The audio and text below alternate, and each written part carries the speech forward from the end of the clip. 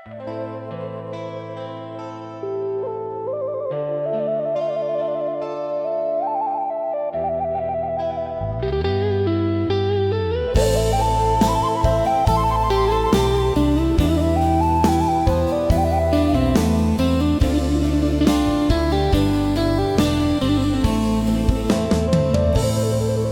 ว่าฮักที่เคยบอกกันตอนนี้มันคืออดีตน้ำตาไหลหยดเป็นทางบ่มีผู้ใดสิคอยเช็ดโลกทั้งใบคือมืดดำบ่มองเห็นทางสิเดินต่อหัวใจมันอ่อนล้าท้อแทบสิทนบ่ไหวเสียงสะอื้นก้องอยู่ในอกยามเมื่อเจ้าบอกลาเจ็บปวดเหลือเกินในอุราบ่ฮู้สิอยู่จังใดเจ็บจนบ่ฮู้สิไปไสชีวิตนั้นเคว้งคว้างความทรงจำมันยังค้าค้างหัวใจมันบ่ยอมรับหลับตาก็เห็นแต่หน้าเจ้าตื่นมาน้ำตากันไหลมันเจ็บแห้งจนบ่มีแห้งสิหายใจบ่ฮู้สิเอา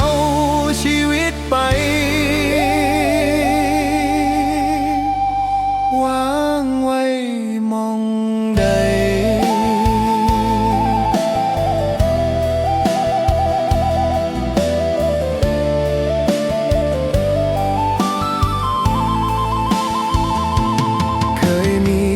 เป็นเงาตามติด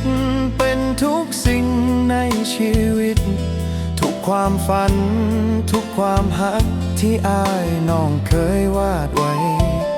ตอนนี้มันพังทลายลงบ่มีเหลือยังเลยความฮักที่อ้ายน้องเคยให้เจ้าไปมันมีความหมายบ้างไหมเสียงสะอื้นก้องอยู่ในอกยามเมื่อเจ้าบอกลาเจ็บปวดเหลือเกินในอุราบ่ฮู้สิอยู่จังใดเจ็บจนบ่ฮู้สิไปไสชีวิตมันแขว่งขวางความทรงจำมันยังค้าค้างหัวใจมันบ่ยอมรับหลับตาก็เห็นแต่หน้าเจ้าตื่นมาน้ำตาแห้งจนบ่มีแห้งสิหายใจบ่ฮู้สิเอาชีวิตไปวางไว้มองใดมืดแปดด้านไปเบิดทุกทางมองไปทางใดก็เห็นแต่ความว่างเปล่าอยากสิหนีไปให้ไกลจากความเจ็บปวดนี้แต่ขาอาย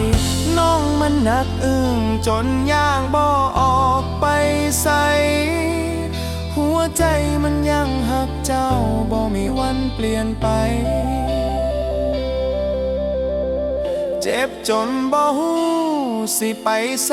ชีวิตมันแขว่งขวางความทรงจำมันยังค้าค้างหัวใจมันบ่ยอมรับ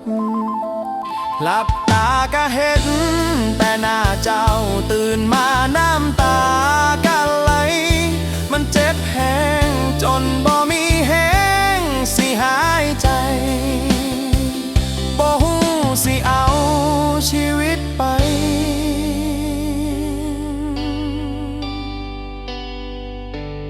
วางไว้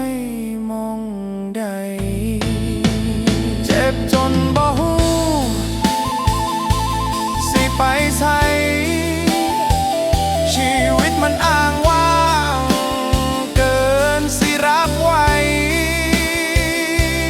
ความเจ็บ